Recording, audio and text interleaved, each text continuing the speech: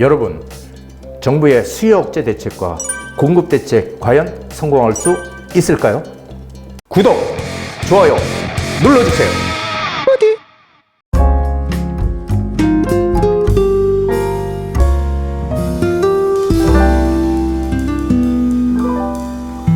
부동산 DJ. 안녕하세요. 부동산 DJ 한정훈입니다. 자, 오늘 주제는 바로 이것입니다. 수요 억제 대책과 공급 대책. 지금 한쪽에서는 수요 억제, 한쪽에서는 공급을 늘리겠다. 이렇게 지금 하고 있죠. 과연 이런 대책이, 현 정부의 대책이 성공할 수 있을까? 이런 주제로 시작해 봅니다. 자, 먼저 세미나. 자, 이제 바야흐로 9월 달로 넘어가네요. 9월 3일 수요일 2시입니다. 하반기 진입 전 놓치지 말아야 할 투자 포인트 알려드립니다. 여러분들 지금 아직도 부동산 시장에 대한 어떤 의구심 가지고 계십니까? 지금 부동산 가격이 더 떨어질 거라고 생각하십니까? 자, 그런 분들, 궁금한 분들, 시장을 아직까지 정확하게 판단을 못하고 있는 분들 오십시오. 제가 속 시원하게 시장에 대한 정확한 얘기들, 그리고 앞으로 미래, 하반기 시장, 그리고 내년 시장까지 확실하게 전망을 하고요. 투자처까지 함께 알아보는 그런 시간들 준비했습니다. 자, 선착순으로 예약 필수고요. 그리고 1:1 개별 상담 언제든지 전화 주세요. 1:1 개별 상담 못 오시는 분들을 위해서 무료로 진행을 하니까요. 언제든지 오셔서 여러분이 가지고 계신 부동산에 관한 모든 것 다 제가 알려드리는 시간 준비하겠습니다. 자, 먼저 국토부의 공급 대책이 곧 나온답니다. 뭐 8월 말에서 9월 초라 그러는데 8월 말은 이제 다 지나갔고 9월 초쯤 아마 나오지 않을까 지금 이렇게 예측을 하고 있습니다. 그래서 그런데 자, 공급 대책 뭐 계속 뭐 어떨 것이다, 어떤 게 나올 것이다 이렇게 얘기했지만 공급 대책이 특별한 게 지금 없죠. 거기서 가장 지금 비중을 크게 차지하고 있는 게 바로 상기 신도시 공급입니다.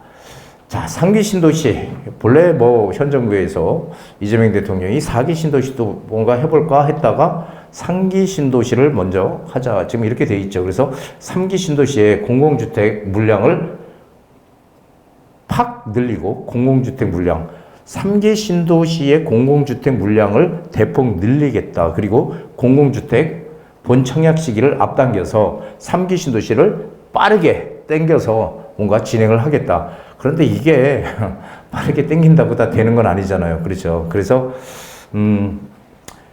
근데 결국은 집값의 안정화를 위해서 우리가 신도시 건설을 하겠다는 건데요. 그런데 3기 신도시가 과연 서울에 영향을 줄까요? 서울에는 절대 영향을 못 줍니다. 이게 문제라는 거죠. 본래 신도시 정책이 1기 신도시 마찬가지고요. 1기 신도시 200만 호 건설 해서 5대 신도시가 탄생을 했죠. 자, 1기 신도시들도 마찬가지고 2기 신도시도 마찬가지인데요. 그때는 우리가 공급이 상당히 턱없이 부족하던 시절이었잖아요. 그때는 질적인 공급보다는 양적인 공급이 중요하던 시기였습니다. 자, 그런데 지금 3기 신도시가 지금 시점에서 가만히 보면은 우리가 그 당시처럼 인구가 막 팍팍 늘고 있나요? 아니면 어때요? 지금도 늘고 있나요? 이제 인구가 줄어든다고 그랬잖아요. 인구가 줄어드는데 신도시가 과연 필요가 있을까요? 자, 이런 것도 한번 근본적으로 우리가 생각을 해봐야 된다는 거예요. 자, 3기 신도시는 서울에 영향을 못 준다는 거, 이거를 아셔야 됩니다. 자, 1, 2기 신도시와 3기 신도시는 태생부터가 틀리다. 잘 모르셨죠? 태생부터 틀립니다. 1, 2기 신도시는요, 우리가 보통 택지를 개발하기 위한 법, 택지개발촉진법이라는 이런 법으로 1, 2기 신도시가 만들어졌어요. 택지개발 촉진법. 그런데 희한하게도 3기 신도시는 택지개발 촉진법으로 개발한 게 아니고요. 개발하는 게 아니고 공공주택 특별법이라는 이름으로 특별법을 하나 만들었어요. 그래서 특별법으로 개발을 합니다. 자, 3기 신도시는 일단 소형주택 위주 그리고 임대 위주의 개발이다. 이렇게 보시면 돼요. 이게 무슨 얘기냐면은 우리 1기, 2기 신도시는요, 민간 위주로 갔잖아요. 그렇죠. 거기다 이제 임대주택도 짓긴 졌지만 민간의 위주로, 민간에서 공급하는 위주로 갔기 때문에 지금 신도시들이 택지개발 촉진법으로 개발을 한 거예요. 근데 상기 신도시는 소형과 임대 위주, 즉 상기 신도시의 특별법을 만드는 이유가 뭐예요? 임대 위주로 가기 위해서 특별법을 만들어 놓은 거예요. 왜냐하면 택지개발 촉진법으로 하게 되면은 공공주택을 많이 지을 수가 없기 때문에 임대 위주의 개발을 하기 위해서 상기 신도시의 특별법을 만들어 놓은 겁니다. 자, 그렇다면은 상기 신도시는 어떤 형태의 신도시예요? 공공신도시, 공공신도시. 1, 2기 신도시하고는 성격 자체가 틀리다는 겁니다. 자, 상기 신도시의 주된 목적이 뭐예요? 민간 분양이 아니고 공공 분양이 주된 목적이다. 즉, 정부에서 집을 짓고 싸게 분양을 하는 그런 공공 분양이 목적이다. 자, 그래서 여기 보면요, 재밌는 게 있습니다. 공공임대주택 전체 가구수의 35% 이상을 공급해라. 그리고 이 전체 신도시, 상기 신도시 전체 가구수에서 얘기하는 겁니다. 35% 이상 공공 분양주택은요, 이 분양주택은요, 이거는 전체 가구수의 25% 이하로 공급을 해라. 임대가 훨씬 많죠. 그런데 우리가 여기서 봐야 될 게 공공임대와 공공분양을 합치면 몇 프로예요? 전체 가구수의 50%가 된다는 거죠. 50%가 되는데 이게 50%로 끝날 것이냐라는 겁니다. 아까 앞에서 봤듯이 공공주택을 더 확대하겠다, 더 늘리겠다 이런 얘기가 있었잖아요. 그래서 여기 한번 보세요. 합쳐서 50%의 임대급 공공 분양이고, 근데 임대주택은 뭐라고 돼 있어요? 35% 이상을 공급하게끔 돼 있죠. 그렇다면은 뭐예요? 최저선이 35%라는 거죠. 최저선. 그렇다면은 이 최저선이 35%이기 때문에 이거를 40%로 하든 45%로 하든 50%로 하든 상관이 없다는 거 아닙니까? 그렇죠? 그렇게 되면은 공공임대주택이 상기 신도시 공공분양주택과 더불어서 제가 판단하기에는 50%가 아니고 최소한 60% 이상의 이 60% 이상이 임대주택과 분양주택으로 등장을 할 것이다. 자, 그렇다면은 이게 1기, 2기 신도시랑 완전히 틀리죠. 왜 정부는 공공에서 하는 것을 고집할까요? 당연히 민간에서 분양을 하는 거를 원칙으로 해야 될 텐데 공공에서 하는 거를 지금 강조를 하고 있죠. 지금 신도시는 이렇다고 쳐도요, 우리 보통 재개발과 재건축은 민간에서 하는 사업이잖아요. 그렇죠? 그거를 지금 공공의 역할을 더 강조를 하겠다라고 하고 있죠. 재개발, 재건축도. 그렇다면 또 우리 문재인 정부 때처럼 2사 대책, 2월 4일 날 나왔던 대책이죠. 2021년도인가요?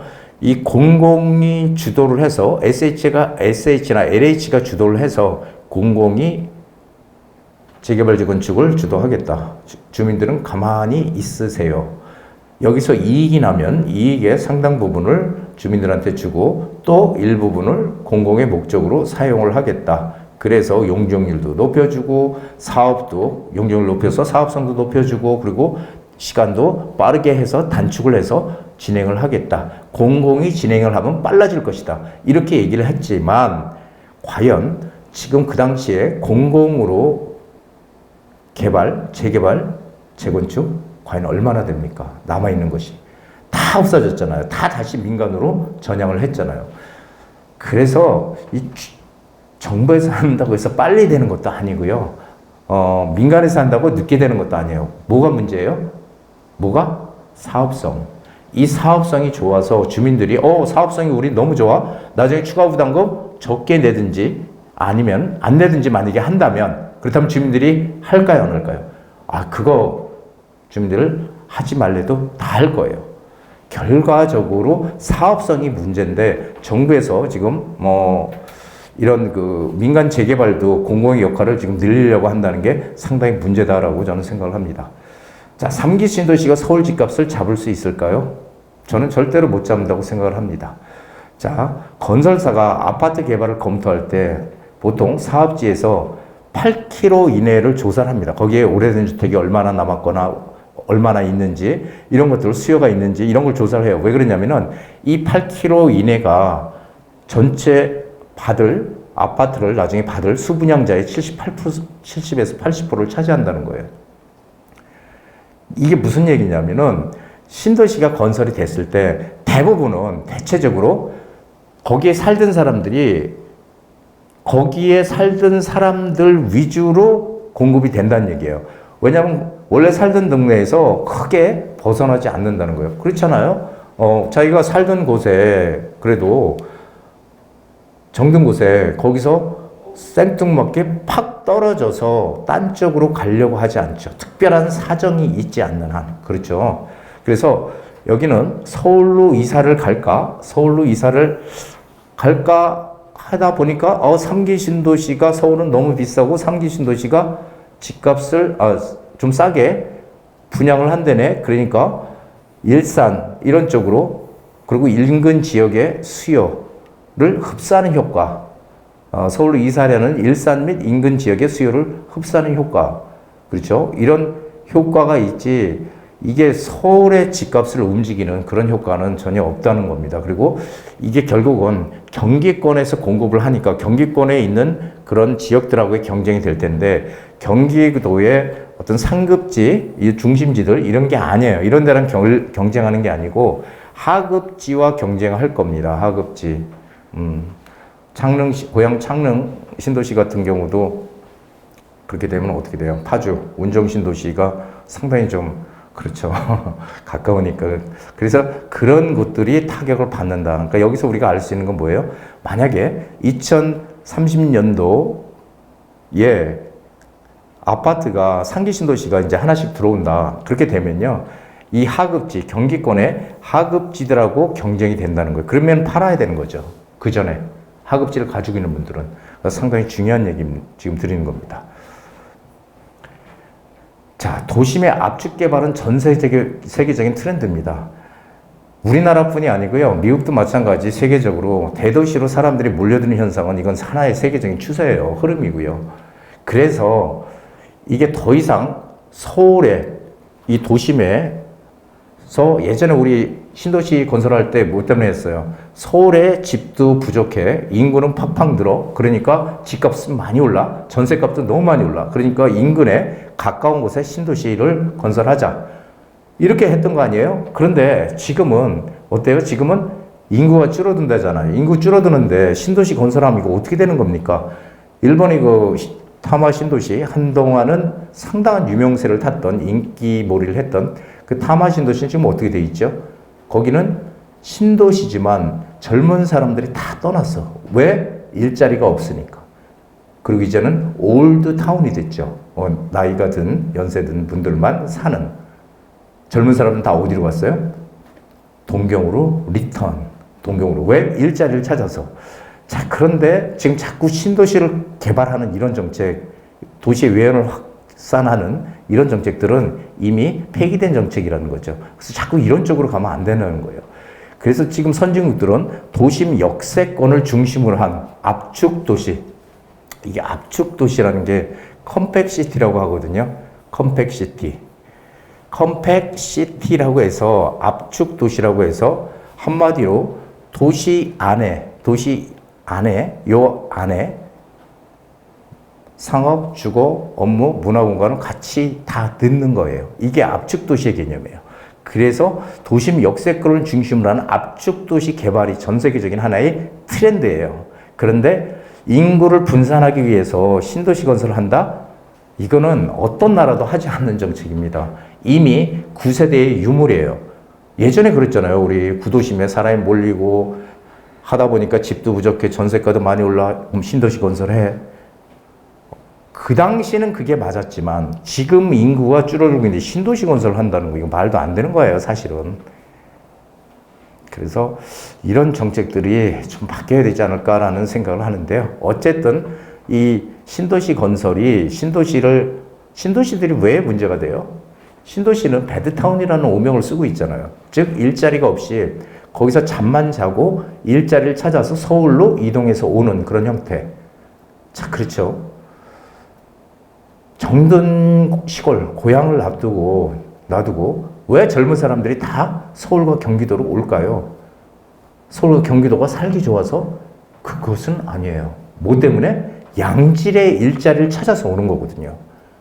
그렇죠. 양질의 일자리. 그렇기 때문에 일기 신도시조차도 지금 전부 배드타운이고요. 유일하게 배드타운의 오명을 벗어난 데가 분당이잖아요. 그렇죠? 왜? 거기에 판교도 그렇고 분당에도 네이버, 뭐 병원도 있고 각종 일자리들이 많이 들어와 있잖아요. 그렇기 때문에 이 신도시 건설이 실패한 정책이다 이런 얘기들을 많이 하는데요. 그것을 다시 또 하게 되면은 과연 또 이게 문제가 커지는 거죠. 그래서 이런 것들은 좀 신중하게 생각을 하고 해야 되지 않을까라는 생각을 합니다. 그래서 3기 신도시는 결국 서울의 집값을 잡을 수 없는 그런 구조로 지금 이루어져 있다는 거죠. 소형이고 임대 위주로 가기 때문에 더더구나 그렇습니다. 자, 지금 정부 정책이 아이러니한 건데요. 수요를 억제하고 공급을 늘리겠다. 수요 억제하고 공급을 늘리겠다. 수요 억제책의 대표적인 게 대출 규제잖아요. 그러니까 대출을 많이 못 받게 해서 집을 사지 못하게 하겠다. 수요 억제책이죠. 이거 대표적인 수요 억제책이라고 제가 말씀드렸죠. 이 수요를 억제하면서 공급을 늘린다? 이거는 상당히 진짜 이상한 논리죠. 수요가 있어야 공급이 늘어나는 거죠. 수요가 없는데 공급이 어떻게 늘어납니까? 안 그렇습니까? 수요가 없는데 공급을 계속 늘리면 어떻게 되는 거예요? 그럼 미분양 나는 거잖아요. 악성 미분양이 나는 거죠. 완전히. 준공이 됐는데도 안 팔리는 미분양이 나는 거죠. 자, 그래서 수요가 있어야 공급도 늘어나는 건데, 그런데 지금 정부는 이 수요 억제 대책을 계속 지속할 가능성이 상당히 높습니다. 왜냐하면은 처음에는 세금으로 뭐 집값을 안 잡겠다 뭐 이런 얘기도 했지만 집값이 오르면은 어때요? 슬슬 이제 강한 억제 대책이 나올 거는 뭐 기정사실로 보여져요. 그렇게 되면은 결국은 문재인 정부의 시즌2가 될 가능성이 농후하다라는 얘기입니다. 자, 그래서 저는 항상 이런 얘기를 해요. 이번엔 좀 다르다. 이번 정부는 다르다. 그러면 어떻게 해요? 정책의 변화가 있어야 돼, 변화. 그리고 시장에 신뢰를 줘야 된다는 거죠. 신뢰. 자, 정부가 바뀌니까 정책도 다 바뀌네. 이게 아니고요. 이게 아니죠. 지금 공급을 늘리겠다고 하잖아요. 공급을 늘리겠다고 하는데 수요를 억제한다? 이거는 상당히 안 맞는 얘기잖아요. 그러면 어떻게 돼요? 자, 우리 공급은 확실히 늘릴 거야. 이런 시그널을 시장에 강하게 줘야 된다는 거예요. 아니, 수요 억제하면서 공급을 늘린다는데 이게 사실 맞는 얘기가 아니잖아요. 그러면 어떻게 해야 돼요? 공급을 늘리기 위한 가장 간단한 방법이죠. 도심의 공급을 늘릴 수 있는 방법은 재개발과 재건축을 활성화시키는 거잖아요. 이걸 활성화시키려면 어떻게 돼요? 이 사업을 하기 위해서 장애가 되는 그런 요소들을 제거해 줘야 된다는 거예요. 그러면은 뭐예요? 초과이익 재건축의 초과이익 환수제. 초과이익 환수제. 자, 아파트 재건축을 해서 이게 나중에 많이 올랐으면은 그 오른 거를 미리 거두겠다. 초과이익 최대 50%까지 이익이 난 것에 최대 50%까지 세금으로 거두겠다. 근데 이제 여기서 문제는 뭐냐면은 우리가 이익은요, 실현이 돼야 이익이 나는 거 아니에요? 그렇죠? 내가 집을 가지고 있다가 그걸 갖다가 팔았을 때 이익이 나는 거잖아요. 근데 팔지도 않고 가만히 있는데 초과이익이 생겼다고 돈을 미리 걷는다? 미실현 이익에 대한 세금이잖아요. 이게 상당히 좀 문제인 것 같아요. 이익이 나야지 재건축이고 재개발이고 부지런히 시장에서 사업이 이루어지는 건데 이런 것들이 제동을 걸고 있으면은 집값이 오를 수밖에 없잖아요. 그렇죠? 그래서 정책의 변화가 없다면 저는 집값은 뭐 오를 수밖에 없는 지금 뭐 상황으로 가고 있다. 이런 얘기를 합니다. 저희 부독자를 위한 조언, 부독자라 그러니까 여러분들이 헷갈리시는 분들이 가끔 있는데 저희 부동산 DJ를 열심히 봐주시는 부독자들을 위한 조언입니다. 투자를 지금 생각을 했는데 시장이 뭐 어떻다 저떻다 이런 생각이 든다면 제 유튜브를 오랫동안 보신 분들은 더 이상 망설이지 말고 행동으로 옮기세요. 일단 행동으로 옮겨야 무슨 결과가 나오는 겁니다. 가만히 있으면 아무 일도 안 생기거든요. 공급을 늘리는 유일한 방법은 다들 아시다시피 도심의 공급을 늘리는 유일한 방법은 재개발과 재건축밖에 없습니다. 그래서 정부에서도 이걸 어떻게 활성화시키려고 하는데 규제는 그대로 다 놔두고 활성화가 됩니까? 안 되죠. 그리고 또 여기에 공공이라는 이 정부의 개입, 공공 개입, 정부의 개입이 크면 클수록 더더욱이나 이 재개발 재건축 사업이 제대로 안 될 것이다라는 거죠. 자, 그렇다면 이런 것들이 공급이 안 늘어나면 어떻게 돼요? 시장에 지금 가뜩이나 공급이 없어 늘려야 한다고 하는데 공급이 안 늘어나면 어떻게 집값은 오를 수밖에 없는 구조로 돼 있다는 겁니다. 자, 그리고 또 꼭 기억해야 될 게요. 정부의 규제 대책이 이번에 6.27 대책이 이제 조금 있으면은 또 약발이 다 할 거예요. 그러면은 다시 또 이제 상승 국면으로 또 집값이 슬슬 또 움직일 텐데 그때마다 어떻게 해요? 정부에서 규제책을 계속 내놓을 겁니다. 그러면 그때마다 시장은 일시 조정을 받습니다. 단기간. 뭐 길면은 짧으면 뭐 3개월, 길면 또 6개월 이렇게 뭐 단기 일시 조정 받죠. 문재인 정부 때 28번 대책 나왔지만 가격이 오르면 대책 내놔. 그러면 한 2, 3개월 있다가 다시 또 올라. 2, 3개월 정도 좀 조정을 받다가 다시 올라. 또 대책 내놔. 2, 3개월 있다 또 조정받아. 다시 올라. 이걸 28번 반복한 거 기억하시잖아요. 그래서 일시 조정을 받지만 다시 또 오르고 또 대책 내놓으면은 조정 좀 조용히 거래가 안 되고 있다가 다시 또 오르는 이런 패턴이 계속 반복될 것이다라는 겁니다. 그러니까 올해는 남들이 집 사서 뭐 가격이 올랐네 이런 얘기만 듣지 마시고요. 본인이 직접 움직여서 나도 이익을 냈네, 나도 재테크를 해서 이익을 냈네 이런 주변에 이런 얘기를 자랑스럽게 할 수 있는 그런 우리 구독자님들이 되시기를 기원합니다. 자, 부동산 투자는 느리지만 가장 확실한 부의 길이다. 로버트 기요사키의 얘기입니다. 자, 장기적으로 부동산 자산이라는 건요, 가치가 꾸준히 상승해 왔죠. 여러분 다 아시죠? 가끔 지금도 뭐 계속해서 폭락한다, 집값이 뭐 몇 년도 가격으로 수준으로 떨어져야 된다 이런 얘기를 하는 분들이 있는데요. 그게 과연 정상적인 사고인지 한번 생각을 해보세요. 왜 그러냐면은 우리가 여태까지 제가 예전에 가장 궁금했던 게 뭐냐면 부동산도 마찬가지고 부동산도 주식도 마찬가지고요. 이거를 예전부터 그림으로 그래프를 한번 그려보면 어떤 현상이 될까 이런 생각을 해봤는데요. 항상 이렇습니다. 이렇게 오르다가 떨어졌다 상승했다가 떨어졌다 상승했다 결국은 이런 형태로 결국 우상향을 계속 했다는 거예요. 우상향. 주식도 마찬가지고요. 약간 떨어진 듯 하다가 결국은 시간이 지나면 우상향했다.